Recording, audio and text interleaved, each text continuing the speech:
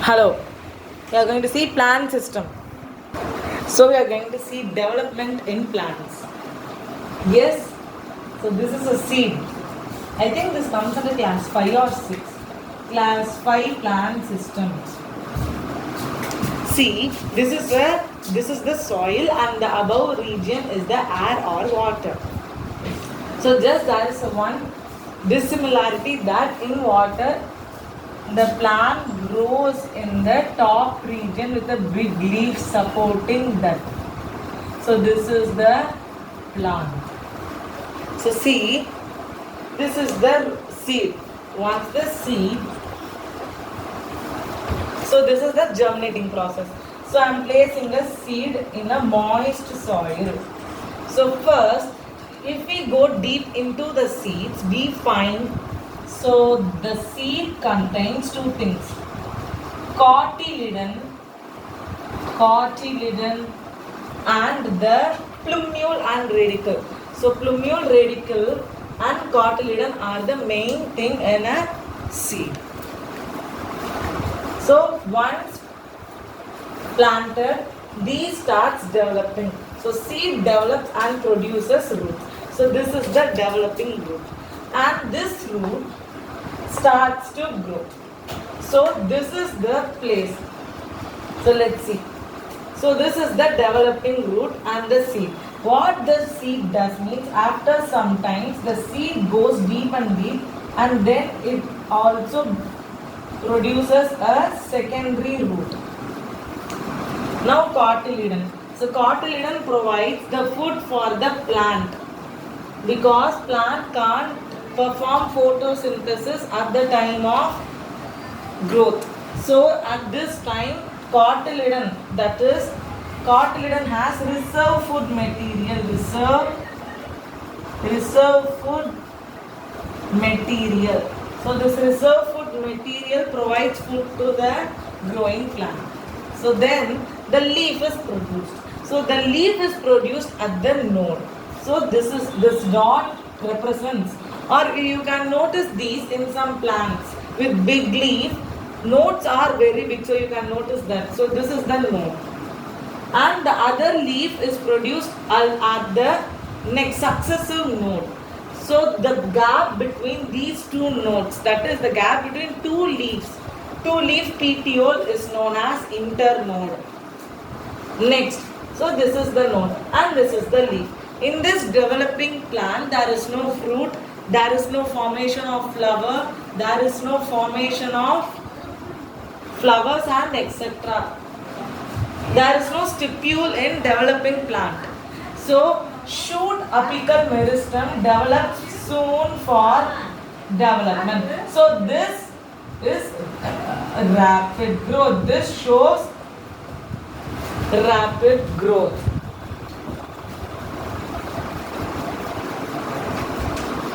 Then we come to the developed plant. So this is the developed plant. So this is the flower.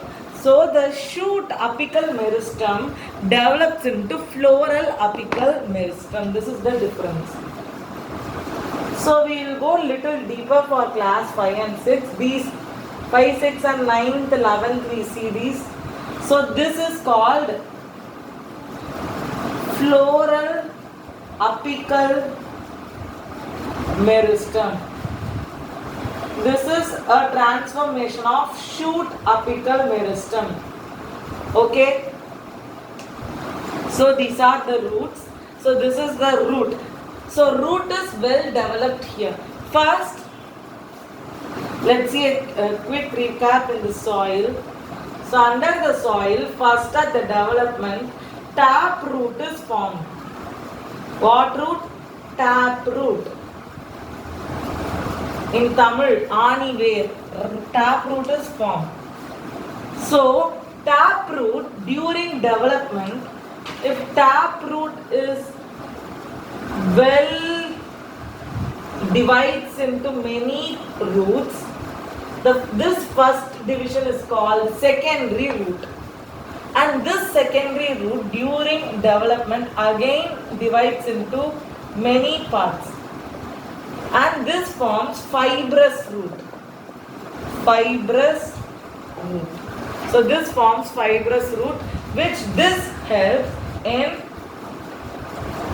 this increase surface area of water absorption, whereas taproot gives anchorage to the plant. So this is one of the difference between fibrous root and taproot. And then the next part, now we will go on from the soil.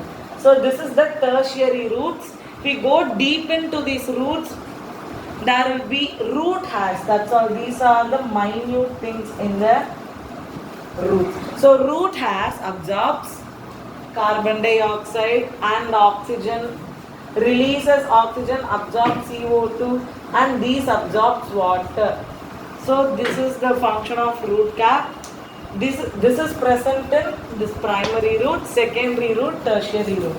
These consist this composed root system in the soil.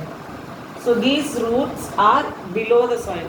Above the soil, we find the plant. So this is the stem. On the stem, all parts of the plants are located.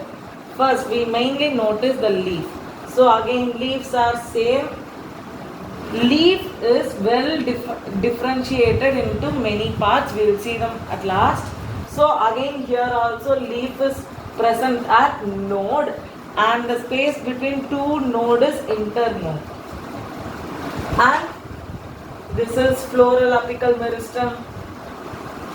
Yes, we'll go in detail in 11th. So this is the flower. Flower is the reproductive part of the plant where pollination takes place. So style, stigma, ovary, petals, sepals. Yes. Then leaf. And this is the fruit, which is a developed mature flower. So now let's go deep into this leaf. So leaf, here this is the enlarged image. So leaf is attached to the stem.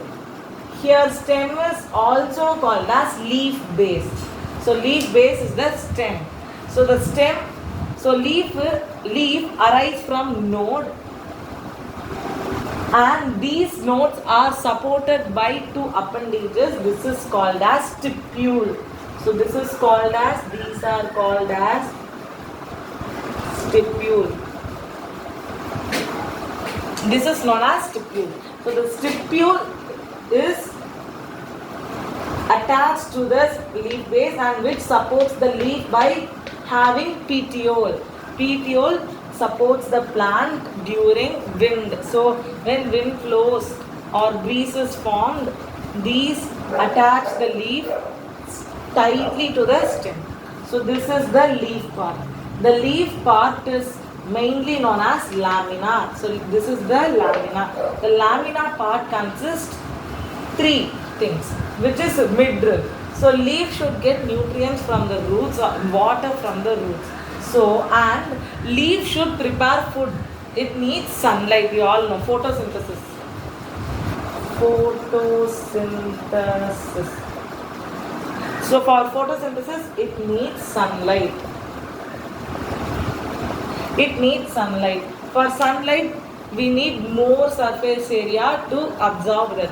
So lamina helps in absorption of sunlight, and this helps in evaporation, transpiration also. We go in this deep.